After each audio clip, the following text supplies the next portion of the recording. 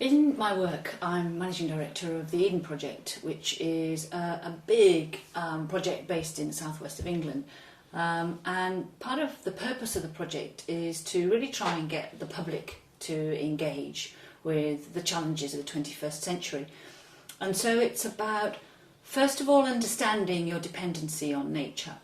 And then understanding that we have to adapt in order to really deal with the challenges of nature. So just by doing the same old stuff, we really are not going to address these issues as quickly as we need to in order to make the changes that our previous patterns of living and being have demanded. So I'd come to a point where we'd built the project, where we had a successful visitor destination. We'd raised over £100 million to do that, and we had a whole plethora of ideas going forward, and a whole set of new opportunities.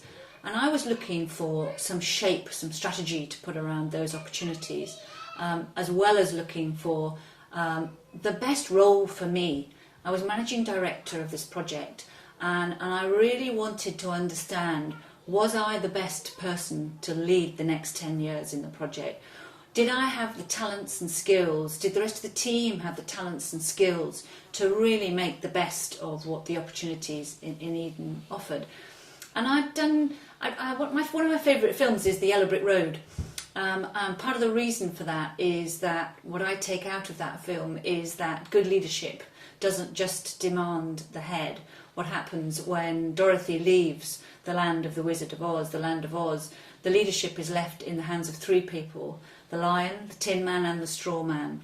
And that's because good leadership requires courage and a good brain, but also a good heart. And I knew intrinsically, I think I'd always had this set of beliefs that good leadership and good business leadership required that, as much as good community leadership, as much as good political leadership. And I think I was looking for something to help me bring that philosophy and those ideas into the same place, into a place where I could deal with it in a tangible way. And one of the challenges in that was actually about, how do you not just get the plan, a plan together, but how do you genuinely get the right group of people to believe in it and feel in it and subscribe to it and come and make it their workplace to take forward. And working with Joseph made me understand that we probably had those right people already in the room. They'd already stuck their colours to the mast in terms of the risks that they'd taken on the first 5 years of Eden. And actually, if anybody could grow the next generation of people to take that forward, then it was those people in the room that could actually do that. And by encouraging other people to join at all different levels, that was going to really make the best of the project. And so the first week I went back after working with Joseph for the first time, 2 or 3 of my senior colleagues sort of commented on both the energy and the gusto that I brought back into the workplace.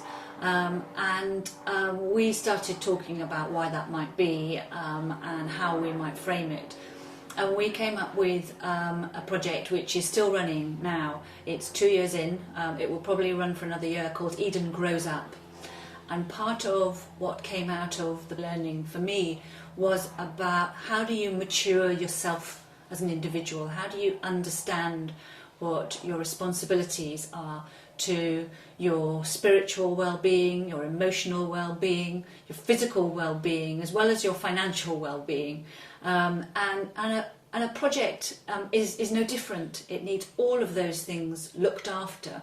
And the project, my project, our project, the Eden Project, actually needed a better balance across those things. And so not only was it about the purpose of the project, but it was about the values of the people that we already had and needed to attract. And it was also about the belief, the really unrelenting belief that we could make a difference, that we can make a difference going forward.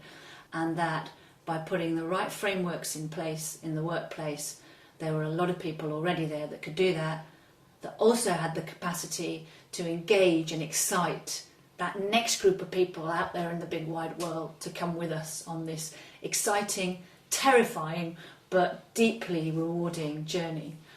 So I've got something enormous. I think the Eden Project, in its process of growing up and engaging with that big agenda, has also got something already really valuable out of that process. And I hope the next generation of leaders that come through Eden perhaps understand a bit more from these 3 minutes where some of that impetus came from.